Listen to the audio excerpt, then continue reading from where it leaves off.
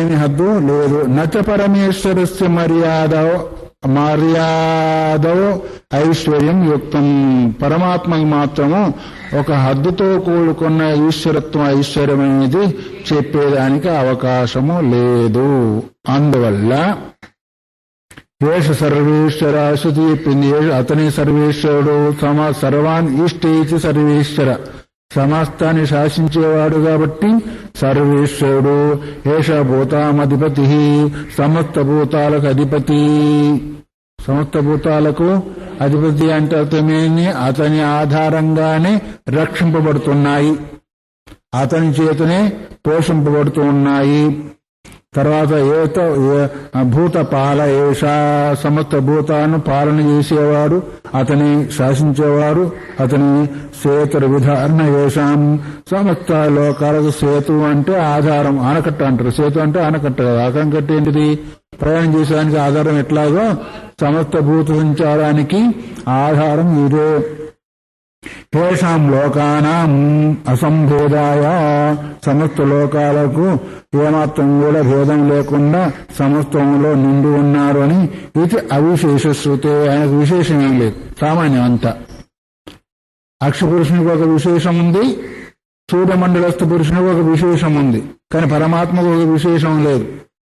సర్వసామాన్యుడే సమస్తంలో ఉంటాడు కాబట్టి తస్మాన్న అక్షాదిత్యయో అంతః పరమేశ్వర ఇతి. తస్మాత్ నా అక్షాదిత్యోరంత పరమేశ్వర ఇతి. అందువల్ల అక్షయ పురుషుణ్ణి గాని ఆదిత్య మండల పురుషుణ్ణి గాని పరమేశ్వరుని చెప్పేదానికి అవకాశము లేదు. ఎందుకు? వాళ్ళకు ఒక హద్దు ఉంది కాబట్టి. ఇక్కడ వరకు ఏమైంది? పూర్వపక్షం. మొదటి నుంచి ఇక్కడి వరకు పూర్వపక్షం. ఇద్దరు పురుషులు తీసుకున్నారు, ఒకటి అక్షపురుషుడు, ఒకటేమో ఆదిత్య పురుషుడు. అక్షయ ఆదిత్య పురుషులలో ఇద్దరిని తీసుకొని ఈ విధంగా అని చెప్పి తర్వాత ఏం చెప్పారు? ఈ ఇద్దరిలో ఎవరు కూడా పరమాత్మకు భిన్నమైన వాళ్ళే కానీ పరమాత్మ అయ్యేదానికి వీల్లేదు అని ఇంతవరకు పూర్వపక్షాన్ని వేసుకున్నారు. ఈ విధంగా వచ్చినప్పుడు సామాన్యం చెప్పాల. అంతః తద్ధర్మోపదేశాత్. సూత్రం ఏంటిది? అంతః తద్ధర్మోపదేశాత్. 20వ సూత్రం.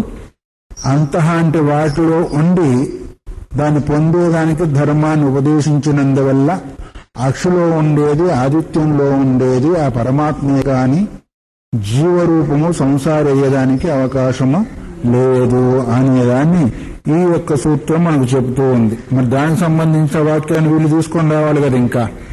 కాబట్టి అంతః తద్ధర్మోపదేశాత్. ఏషో అంతరాదిత్యేయ ఏషో అంతరక్షిణీతి సూయమాన పురుష పరమేశ్వర ఏవా.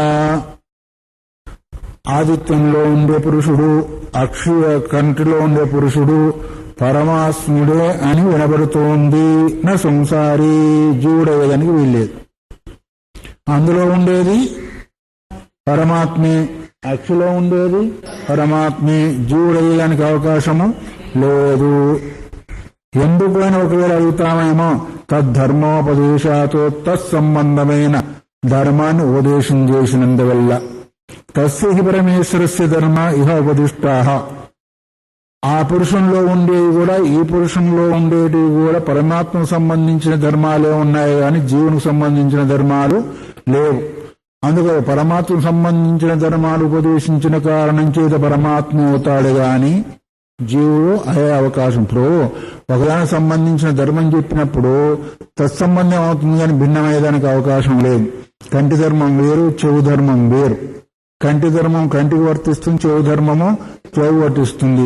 మరి ఒకదాన్ని చేసేదానికి అవకాశం ఉంటుందా? ఉండదు.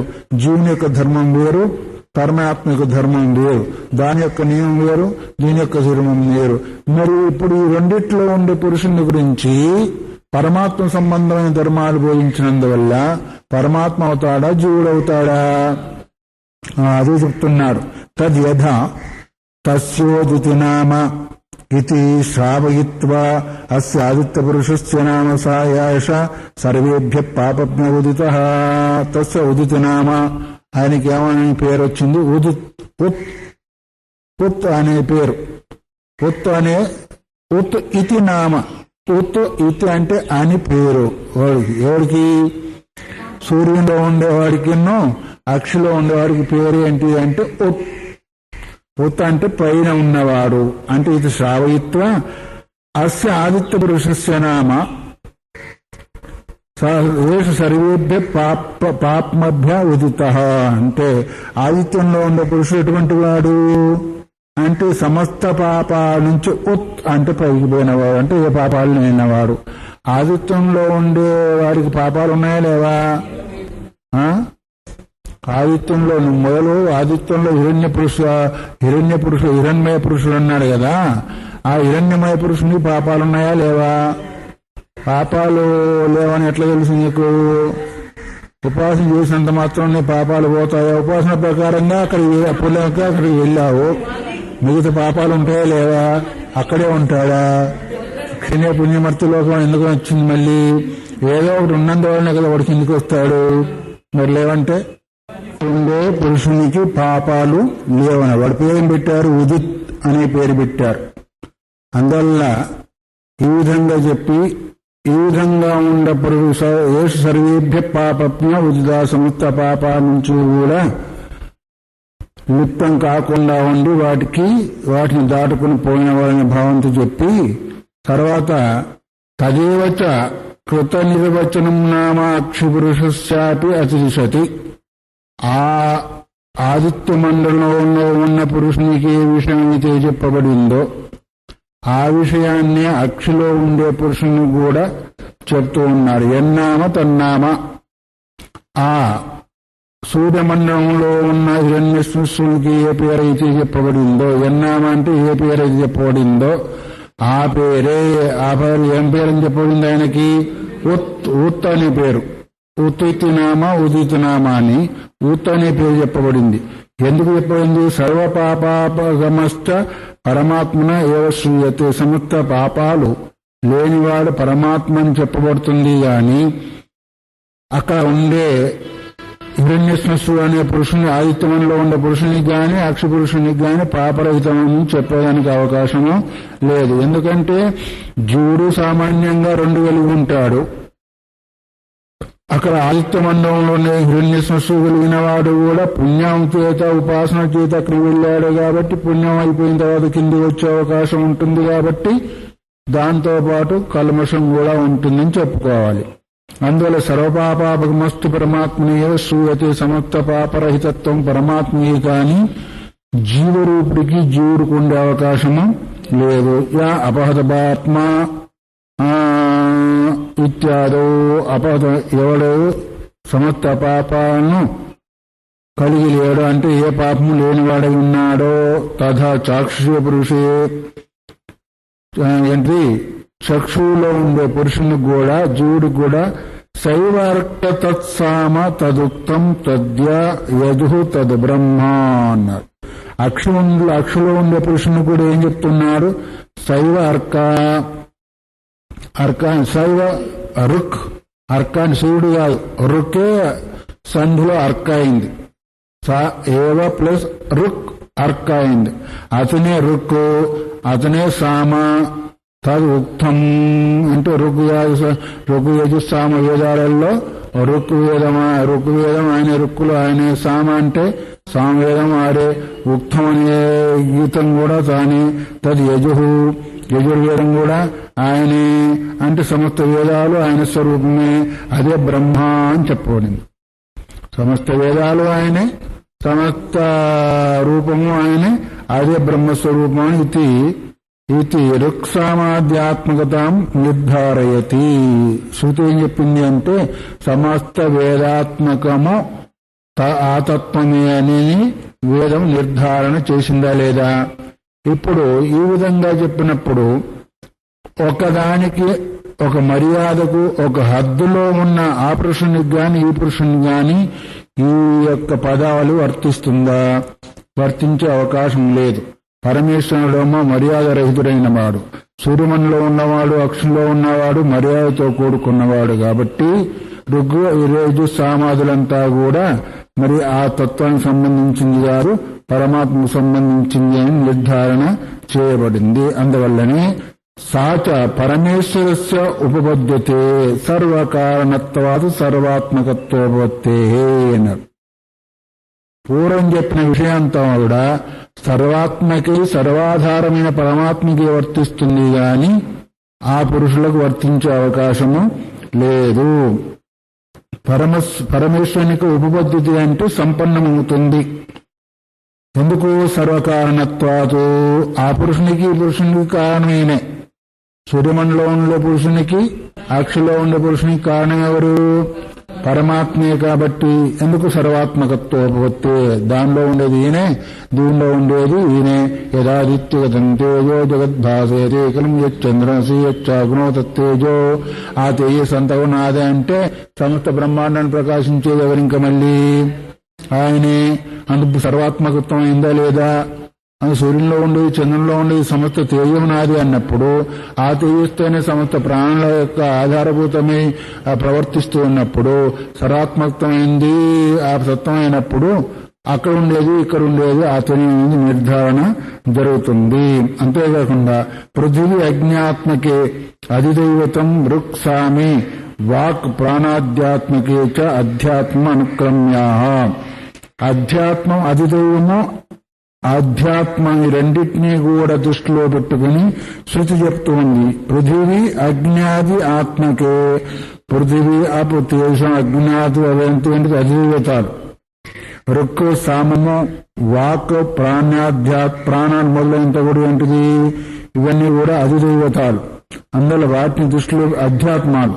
వీటిని దృష్టిలో పెట్టుకొని ఏం చెప్తుంది? తస్య రుక్ష సామచ గేష్ణో ఇది అధిదైవతం.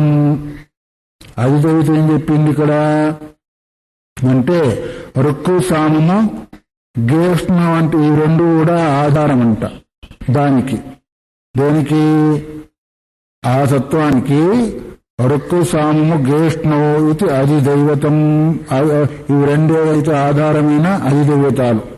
తద అధ్యాత్మం ఏంటిది? యావముష్ట గేష్ణోతో గేష్ణో ఇది.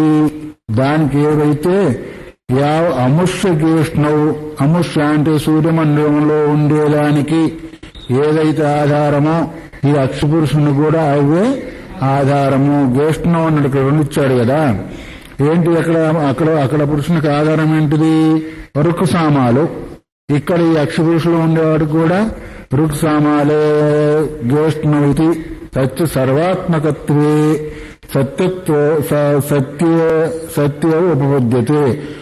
అక్కడ ఉండేవాడికి ఏదైతే ఉందో ఇక్కడ ఉండేవాడు కూడా అవే అన్నప్పుడు మరి అక్కడ ఉండేవాడు ఇక్కడ ఉండేవాడు ఏకమైనప్పుడు వర్తిస్తాయా, వేరు వేరైనప్పుడు వర్తిస్తాయా? పరిచ్ఛిన్నమైనప్పుడు వర్తిస్తాయా, సర్వాత్మకత్వమైనప్పుడు వర్తిస్తాయా? అందువల్ల అక్కడుండే పురుషుని రుక్కు సామం ఎట్లా అయితే ఆధారమో అధిదైవతం అధిభూతాలో అట్లాగే అక్షరంలో ఉండేవాడు కూడా అందువల్ల తత్వ సర్వాత్మకత్వమైనందువల్ల సత్యవ ఉపబుద్ధితే. తద్య ఇమే వీణాయాం గాయంతి ఏవం తే గాయంతి తస్మాత్తే ధనసనాయ. ఇక్కడ ఉపమానం ఇచ్చాడు. ఏం ఉపమానం ఇచ్చాడు? ఆదిత్య పురుషుగా నాము ఏంటిది ఏం చెప్పాడు? వీణ తీసుకొని పాట పాడేవాళ్ళు ఏం చేస్తూ ఉంటారు? వీణ తీసుకొని పాట పాడతారా లేదా? ఆ పాట పాడేవాళ్ళు ఎవరిని పాడుతున్నారు అంటే ఈ పురుషుని గురించే పాట పాడుతూ ఉన్నారు.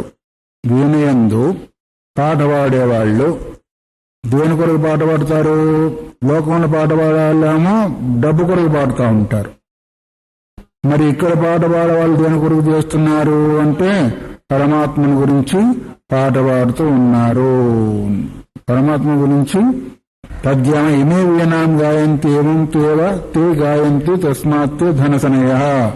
ధనసనయ ధనసనయ అంటే ధనం ఏంటిది? ఇక్కడ పరమేశ్వరుడే ధన రూపం. లోకంలో పాట పాడితే ఎందుకొరకు పాడతారు? డబ్బుల కోసం పాడతారు. పరమేశ్వరుని గురించి పాట పాడితే ఎందుకు పాడతారు? తనకు ఆనందం కొరకు కావచ్చు, తనకు ఇష్టమైంది కోరుకునేదని కూడా కావచ్చు. సకామం అయితే ఒకటి, నిష్కామం అయితే ఒకటి. అందువల్ల ఇక్కడ ఏ పురుషుణ్ణైతే ఆ ఆదిత్య లోకంలో ఉన్న పురుషుణ్ణి ఏ రూపంలో అయితే గానం చేస్తున్నారో అట్లాగే ఈ యొక్క అక్షులో ఉన్న పురుషుని కూడా గానము చేస్తూ ఉన్నారు.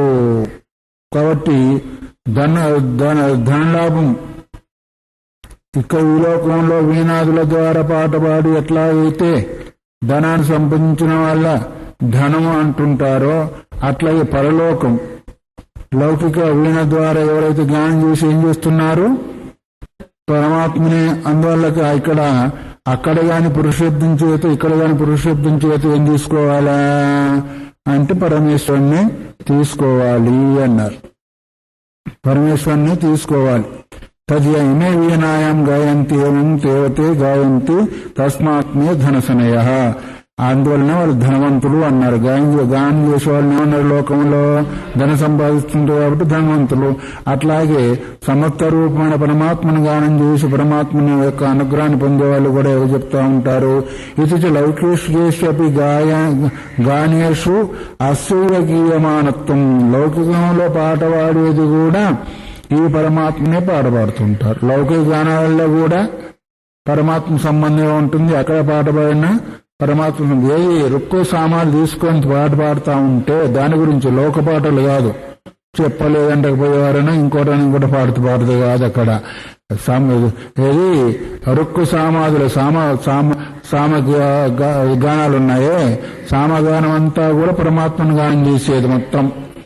అందువల్ల నువ్వు ఏ విధంగా పాడినప్పటికీ గీయమానత్వం దర్శేది సత్య పరమేశ్వర పరిగ్రహే గడితే అది పరమేశ్వరుని తీసుకున్నందువల్లనే మనకు సంభవం అవుతుంది. కానీ అక్కడ పరిచ్ఛిన్న పురుషుణ్ణి ఇక్కడ పరిచ్ఛిన్న పురుషుణ్ణి తీసుకున్నందువల్ల అది సంభవించేది అన్వయమయ్యేది కాదు. అందువల్ల అక్కడ హిరణ్యస్మిశ్రుడు అని చెప్పబడిన పురుషుడు గాని ఇక్కడ అక్షపురుషుడు అని గాని పరమాత్మకు సంబంధించిందే కాని జీవునికి సంసారానికి సంబంధించింది కాదు అని చెప్పి మళ్ళీ స్మృతిని కూడా చెప్తున్నాడు. యద్యద్ విభూతి మత్సత్వం శ్రీమదోర్జితవేవ తత్తదేవావగచ్చత్వం మమ తేజోంసు సంభవం అని భగవద్గీతలో 10వ అధ్యాయంలో 41వ శ్లోకం కూడా చెప్పింది మనకి. ఇది స్మృతి ఏం చెప్పింది? యత్ విభూతి మత్ సత్వం, నా యొక్క సత్తాధార ఎక్కడెక్కడ ఐశ్వర్య రూపం కనిపిస్తూ ఉందో ఐశ్వర్యత్వం సంపన్నత్వం కనిపిస్తూ ఉందో అదంతా కూడా శ్రీమత్ ఊర్జితమేవ, అదంతా కూడా నా యొక్క ఐశ్వర్యమని చెప్పాలి. తత్తదేవ అవగచ్చత్వం తం మమ తేజోంశ సంభవం. ఎక్కడెక్కడ ఐశ్వర్యము శ్రీమంతత్వము లేకపోతే పరమేశ్వర భావన కలుగుతుందో అక్కడక్కడంతా కూడా నా యొక్క తేజస్సు ద్వారానే సంభవించింది అని అనుకోవాలి. అంటే సమత్వంలో తానున్నాడు కాబట్టి మన తేజవంశ సంభవం నా యొక్క తేజస్సు ద్వారానే, తేజస్సు యొక్క అంశం ద్వారా, మొత్తం తేజస్సు కూడా కాదు. భగవంతుని యొక్క తేజస్సు ఏదైతే ఉందో ఒక అంశం. అందుకని ఏకాంశమైన స్థితిలో జగత్తు అని చెప్పబడింది. దానికి కారణం కూడా సమస్త బ్రహ్మాండాలే ఒక అంశంలో ఉంటే మరి ఇంకా ఐశ్వర్యం అంతా కూడా ఇంకేమొలగిపోయిందో. కాబట్టి ఎక్కడెక్కడ ఏదేది కనిపిస్తూ ఉంటుందో అది భగవంతుని యొక్క ఐశ్వర్యమే, భగవంతుని యొక్క విభూతే తప్ప వేరు కాదు అని 10వ అధ్యాయంలో కూడా చెప్పబడింది. అప్పుడు సూర్యమండలంలో కనిపించేవారు అక్షులు కనిపించేవారు ఇంక దేనికి సంబంధం అవుతారు? అది కూడా పరమాత్మ సంబంధమే అవుతారు. ఇది భగవద్గీత దర్శనాత్. ఈ రకంగా భగవద్గీత కూడా చెప్పింది. లోకకామీ శత్రుత్వమపి నిరంకుశం శూయమానం పరమేశ్వరం గమయతి. లోకకామే శత్రుత్వం. లోకామే అంటది లోకామతృత్వం అంటే సమస్త సువర్ణమయం. దారి ఏంటిది లోకామేశ్వత్వం అంటే లోకాలను పొందాలి అని ఏ కోరికైతే ఉందో నిరంకుశం సూయమానం పరమేశ్వరం గమయతి. సమస్త లోకాలు ఆయన పైన ఒక అంకుశం లేదు. అంకుశం ఏంటిది? నిరంకుశం, స్వతంత్రత్వం కదా. లోకంలో కూడా యథాకామం అంటే తన యొక్క ఇచ్ఛానుసారంగా స్వతంత్రంగా వెళ్ళేవాడు ఒక నేత అవుతాడని కదా, ఎవరిపైన వాడి అంకుశం లేదో, అంటే ఎవడు పైన ఇతరుల యొక్క నియంత్రణ లేదో అతను అందరిని శాసించేవాడుగా ఉంటాడా లేదా? వాడికి ఏమో నియంత్రణత్వం లేదయ్యా. స్వేచ్ఛ అంటే అర్థమేమి? ఎప్పుడు వచ్చింది స్వేచ్ఛ? ఆయన పైన అంకుశం పెట్టేవాళ్ళు లేకపోతే స్వేచ్ఛ వస్తుంది, స్వతంత్రుడు కాబట్టి. లోకంలో కూడా కనిపిస్తుందా లేదా? అట్లాగే ఎక్కడెక్కడ మరి ఐశ్వర్యం కనిపిస్తుందో అక్కడెక్కడ స్వతంత్ర భావం చేసే పరమాత్మ అనుకున్న విషయం శాసించేవాడని అనుకోవాలా వద్దా? లోకంలో ఎట్లా అయితే శాసించేవాడిని పైన ఇంకొక శాసనం లేదో అట్లాగే ఇక్కడ కూడా సమస్త లోకాల్లో ఉండే శాసనకర్త పరమాత్మ ఒకటి అని చెప్పబడుతుంది. అందువల్ల యత్తోక్తం హిరణ్యశ్మసు ఆదిత్య ఇత్యాది రూపశ్రవణం పరమేశ్వరనోపద్యోత. ముందు చెప్పారు కదా పూర్వపక్షంలో ఏమని, సూర్యమంలో ఉండేవాడు గాని అక్షపురుషుడు గాని పరమాశ్వరుని పక్షంలో సంభవించేది కాదు అని ఏదైతే చెప్పబడిందో అది అత్ర భూమా దాని గురించి చెప్తూ ఉన్నారు. స్యాద్ పరమేశ్వరస్యాపి ఇచ్ఛావశాన్ మాయామయం రూపం సాధకానుగ్రహార్థం. అక్కడ ఏం చెప్పారు? అక్కడ ఒక రూపం చెప్పబడింది కాబట్టి పరమాత్మకు రూపం లేదు కాబట్టి పరమాత్మ అయ్యేదానికి వీలు లేదు, సంసారి అయిన పురుషుడే అని గ్రహించాలి అని చెప్పాడు ముందు. ఏం పరమాత్మకు రూపం లేకుండా ఉంది అని ఎవరు చెప్పారు? ఆయన కూడా ఒక రూపం ఉంది. ఎక్కడి నుంచి అది అంటే స్యాత్ పరమేశ్వరస్యాపి ఇచ్ఛావశాత్, తన ఇచ్ఛననుసరించి ఏదైనా ఒక రూపం తీసుకుంటే తీసుకోవచ్చు. ఎట్లాగా? మాయామయం రూపం సాధకానుగ్రహార్థం, మాయతో కూడుకున్న రూపము సాధకులను అనుగ్రహించేదాని కూడా రూపం పెట్టుకున్నాడు అన్న. అదే గీతా భాష్యంలో కూడా ఒక మాట చెప్పింది. ఏంటిది? భక్తానుగ్రహ జిఘృక్షయ, భక్తులను అనుగ్రహించాలనే ఆకాంక్ష చేత ఏంటి వసుదేవ దేవక్యాం జాతవానివ, వసుదేవ దేవకుల యందు పుట్టినవాని వలె అన్నాడు. పుట్టలేదండి, పుట్టినవాని వలె. కొరకు సంభవామి యుగే యుగే, దేని కొరకు? ధర్మ సంస్థాపనార్థాయ అన్నాడు. అందుకొరకు ఈ విధంగా కూడా పరమాత్మకు ఒక రూపం ఉండే అవకాశం ఉందా లేదా? ఎందుకొరకు? భోగాలు అనుభవించడానిక, భక్తులను అనుగ్రహించేదాని కొరకు. అది కూడా మాయామయం రూపం. మాయామయం రూపం అంటే మాయామయం అంటే వాస్తవమా అవాస్తవమా? అవాస్తవమైందే అనుగ్రహం ఇచ్చేదానికి ఉంటే ఉండవచ్చు. అది భగవంతుడు చెప్తూ ఉన్నాడు. మాయా హేష మయా సృష్ట యన్మాం పశ్యసి నారద సర్వభూత గుణైర్యుక్తం నైవం మాం జ్ఞాతుమర్హసి అన్నాడు. మాయా హేష మయా సృష్ట, ఈ మాయ ఏదైతే ఉందో ఎవరు చెప్పాడు? నారాయణమూర్తి నారదునితో చెప్తున్నాడు. నారాయణమూర్తి నారాయణతో. నారాయణ ఎక్కడ ఉంటాడు? వైకుంఠంలో.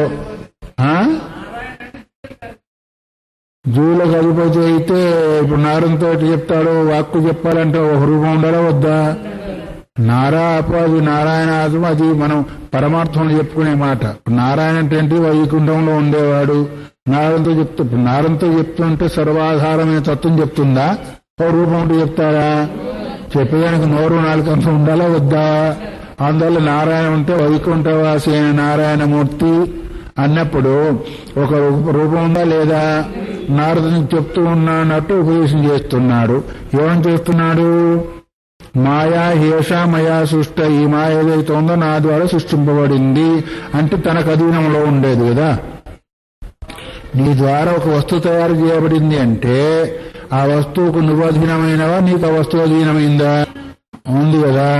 మరి మాయా సృష్టి చేయబడిందంటే తనకు అధీనమై ఉందా లేదా? అందువల్లనే యన్మాం పశ్యసినారదా, ఈ రూపంలో నువ్వు ఎట్లయితే చూస్తున్నావో ఆ మాయ ద్వారా ఒక రూపాన్ని నేను చూసుకున్నాను. మాయా హేష మయా సృష్ట యన్మాం పశ్యసినారదా, నన్ను ఈ రూపంలో అయితే చూస్తున్నావో నేను సృష్టి చేసిన మాయ ద్వారానే, అంటే ఈ మాయామయ రూపమే కానీ వాస్తవిక రూపము కాదు అని. నువ్వేదైతే చూస్తున్నావో అది మాయామయ రూపం కానీ వాస్తవిక రూపము కాదు. అందువల్లనే సర్వభూత గుణయుక్తం, సమస్త భూతాల్లో ఉండే గుణాలతో కూడుకున్నావు కాబట్టి సమస్త భూతాలు త్రిగుణాలతో కూడుకున్నాయి కాబట్టి మైవం మాం జ్ఞాతమరసి, నీవు కూడా గుణబద్ధుడై ఉన్నావు కాబట్టి నన్ను తెలుసుకునేదానికి నీకు యోగ్యత లేదు. అంటే నన్ను తెలుసుకోలేవు. ఏం తెలుసుకుంటున్నావు? వైకుంఠంలో ఉండేవాడు శంఖచక్ర గదాధారి నారాయణమూర్తి అని తెలుసుకుంటున్నావు. అంతవరకు నా రూపం కాదు, అది నా రూపము కాదు. మరి ఎలాంటి రూపమో అలాంటి రూపం నువ్వు తెలుసుకునేదని కాదు అన్నాడు. అంత ఆయన దగ్గరికి పోయి ఆయనతో కాళ్ళొత్తి ఆయనతో పాట పాడి నీ చేసినా గాని మళ్ళీ ఎక్కడికి పోయాడు? వేదాంతం కావాలంటే సనత్ కుమారం దగ్గరికి పోయాడు. చూసుకోండి మన కథకు ఎక్కడ ఉండాలో. రోజు లోకాలన్నీ తిరిగేవాడు నారాయణమూర్తి. ఆయనకి ఏమంటారు? సమస్త త్రిలోక సంచారని కదా. 3 లోకాలు తిరుగుతా అంటే స్వర్గ మధ్య పాదాల్లో తిరిగేవాడు. ఎప్పుడు నారాయణమూర్తితో మాట్లాడేవాడు, పాటలు పాడేవాడు, ఆటలాడేవాడు, కళాబోధుడు. ఇన్నైనప్పటికీ మళ్ళీ ఆ నారాయణమూర్తిని తెలుసుకోలేదంటే ఆయన తెలుసుకునేది ఏంటిది? ఈ బొమ్మను తెలుసుకుంటున్నాడు కానీ లోపల తత్వం తెలుసుకున్నాడా? మరి ఆ రూపం తెలిపో అంటే మళ్ళీ ఎక్కడికి పోవాలా? గురువు దగ్గరికి పో. గురువు దగ్గర పోను. ఆయన ఎక్కడికి పోయి మళ్ళీ సనత్ కుమార్ దగ్గరికి పోయి నాకు ఈ విద్య తెలుసు, సర్ప విద్య తెలుసు, ఆ విద్య తెలుసు, ఈ విద్య తెలుసు, 64 రకాల విద్య తెలుసు, బ్రహ్మ విద్య మాత్రం తెలియదు, అది బోధించు అన్నాడు. నీకు తెలిసి అన్ని మర్చిపో, అప్పుడు బోధిస్తా అన్నాడు ఆయన. అదేంటి దాని ఇది పట్టదుగా, నీకు ఏదైతే తెలుసు అవన్నీ మర్చిపో, అప్పుడు కానీ బోధిస్తాను. అట్లాగే మీరంతా మర్చిపోదు కదా ఇది పట్టుకునేదానికి. ఇప్పటి వరకు ఏదైతే అనుభవించాలని మర్చిపోవాలా వద్దా? అన్ని ఉండాలి, ఇది ఉండాలంటే అవాగాలు భూవాగాలంటే 2 ఉండేదానికి లేదు. అంతటి నారద మహర్షులు లాంటి వారికి అన్ని విద్యలు వచ్చినప్పుడు మరి బ్రహ్మ విద్య కొరకు గురువు కావాలా వద్దా? ఈ మాట చెప్పగానే ఒకసారి నా గురువు గారు చెప్పిన మాట, నారదు అంటే మరి మాయ అంటూ నాకు మాయను ఒకసారి చూపించమని అడిగాంట ఆయన. చూస్తే నీకెందుకు రావయ్యాడు బ్రహ్మచారి, మాయను చూసినట్టయితే లేకపోయిన గొడవ, లేదు ఒకసారి చూడాలి చూపించమన్నాడు. ఇప్పుడు గాలిలో కాసేపు కొన్ని రోజులు పోనీలే అన్నాడు. సరే గంగా నది వెళ్ళి స్నానం చేసేద్దాం పమ్మన్నాడు. వెళ్ళిన తర్వాత ఈయన గబుక్క మన నాటక సూత్రధారి కదా, గబుక్క స్నానం చేసి బయటకు వచ్చాడు. సరే నువ్వు స్నానం చేయమన్నాడు. అందులో మునివారికి ఏమయ్యారు? మగ రూపం పోయింది, ఆడ రూపం వచ్చేసింది. ఆడు మోస్తే అట్నుంచి ఒక రాజుగారు వచ్చారు. ఈయన చూసేవారికే వివాహం చేసుకోవడానికి ఈయన కూడా వివాహం చేసుకోవాలని ఆకాంక్ష కలిగింది. ఆకాంక్ష కలిగిన తర్వాత ఏమైంది అంటే మొత్తానికి వివాహం అయిపోయింది. వివాహం అయిపోయిన తర్వాత 1, 2, 3, 4, 5, 6, 7, 27 మంది సంతానము. ఎంతమంది? 27 మంది సంతానం కలిగారు. కలిగిన తర్వాత మళ్ళీ ఏదో కారణం చేత యుద్ధంలో ఆ రాత్రి చచ్చిపోయాడు. అదే ఈయన కూడా తుఫాను వచ్చేసేసి దానిలో నీళ్ళలో పడి అబ్బచొస్తున్నారంటే పైకి లేచాడు. చేసేవారికి మళ్ళీ నారద రూపం వచ్చింది. భగవంతుడు గుడి ఏమో ఎంతసేపు మునిగావు రామేమో అంటే ఆయన ఎంతసేపు మునిగావు? అదేంటి ఇప్పటి వరకు పెళ్లి చేసుకున్నాను సంతానం కూడా కలిగారు రావంటే ఏంటి అంటే ఇదేనయ్యా నా మాయా. అయ్యో మరి నాకు మంది 27 మంది పుట్టారు, వాళ్ళ గతి ఏం కావాలని ఏడ్చుకుంటూ కూర్చున్నాడు ఈయన. అసలుగా పుట్టారా లేదు అది మాయామయమా? ఆ స్నానం చేసి లోపల చేసినాయి, పెళ్లి కూడా అయిపోయింది, 27 మంది సంతానం పుట్టారు. మళ్ళీ యుద్ధంలో చచ్చిపోయారు ఆయన. ఆ తర్వాతనేమో మళ్ళీ వీళ్ళందరూ కూడా కొడుకులు చచ్చిపోయారు. మళ్ళీ అప్పుడు ఆయన ఏడుస్తా ఉంటే నువ్వు ఎందుకు వేస్తావులే, ఎప్పుడు గుర్తుగా ఉండేదానికి ఈ 27 నక్షత్రాల పేరుతో వాళ్ళు ఉంటారులే అని ఒక ఆశీర్వాదం చేసి, ఇప్పుడు అవే అశ్విని భరణి కృత్తిక రోహిణి మృగశిర నక్షత్రాలు ఎవరు? వీళ్ళంతా కూడా నారదుని సంతానం. అందువల్ల మాయామయ రూపం ఉందా లేదా పరమాత్మకి? అందే కాబట్టి రూపం లేదా అని చెప్పారు కదా. పరమాత్మకు రూపం ఉండేదానికి అవకాశం ఉండేదని పూర్వపక్షి ఆక్షేపం చేశారు. కాబట్టి అందువల్ల మాయామైన రూపం ఉంది అని మనకు చెప్తూనే ఉంది. కాబట్టి సర్వభూత గుణయుక్తం నైవం మాం జ్ఞాతుమడసి, సమస్త భూతాలలో ఉండే నేను దాని ద్వారా ఉండి ఉన్నాను కాబట్టి నన్ను తెలుసుకునే అవకాశము లేదు అని ఇతి స్మరణతో ఇది స్మృతి కూడా చెప్పింది. అంతేకాకుండా అపిత ఎత్రతో నిరస్త సర్వ విశేషం పరమేశ్వరం రూపం ఉపదిశ్యతే భవతు తత్ర శాస్త్రం. ఎక్కడైతే నిరస్త సమస్త విశేషమన ఏ రూపము లేని తత్వాన్ని కూడా శాస్త్రం వర్ణించింది. రూపం ఉన్న దాన్ని వర్ణించింది, రూపం లేని దాన్ని కూడా వర్ణించింది. ఎత్రతో నిరస్త సర్వ విశేషం, సమస్త విశేషాలంతా కూడా ఏం విశేషాలు, ఏదే విశేషమైతే లోకంలో కనిపిస్తుందో ఆ విశేషాలన్నీ కూడా శాస్త్రం నిషేధించింది ఆ తత్వానికి. అలాంటి పరమేశ్వరుని యొక్క రూపము కూడా ఉపదేశిస్తుంది. ఇలాంటి తత్వం కలిగింది అని ఎవరికి, సాధకుడు కొరకు ఉపదేశిస్తుంది. ఎటువంటిది అది అంటే అశబ్దం, అస్పర్శం, అరూపం, అవ్యయం అనే రూపం కూడా ఉంది దానికి. ఏ అశబ్దం అంటే అక్కడ ఏ శబ్దం లేదు, ఏ స్పర్శ లేదు, ఏ రూపం లేదు, అది అవ్యయమై కూడా ఉందంటే నామరూపాలకు గాని, శబ్ద స్పర్శ రూప రసగంధాదులకు గాని, సమస్త ఇంద్రియాలకు గాని అది అందేది కాదు అని ఒకటి. అందుకే అది అవ్యయమై ఉంది అని కూడా శాస్త్రం బోధించిందా లేదా? అప్పటికి 2 రూపాలు ఉన్నాయా? బ్రహ్మణో ద్వయ రూపం మూర్తంచా అని మన బృహదారణ్యం కూడా చెప్తుంది. బ్రహ్మకు 2 రూపాలు అంట, ఒక మూర్త రూపము, ఒకటి అమూర్త రూపము. మరి బ్రహ్మకి ఏ రూపం లేదని ఇప్పుడు అన్నాడు లేదా? మరి ఈ విధంగా ఆ రూపాన్ని బోధించింది శాస్త్రమే, ఈ రూపాన్ని బోధించింది కూడా శాస్త్రమే. ఇత్యాది సర్వకారణత్వాత్తు వికారధర్మైరపి కైశ్చిత్ విశిష్ట పరమేశ్వర ఉపాస్యత్వేన నిర్దిశ్యతే అన్నాడు. సర్వకారణత్వ, సమత్వానికి కారణమైనందువల్ల, సమత్వానికంటే సమస్త బ్రహ్మాండాలకు కారణమైనందువల్ల వికారధర్మైరపి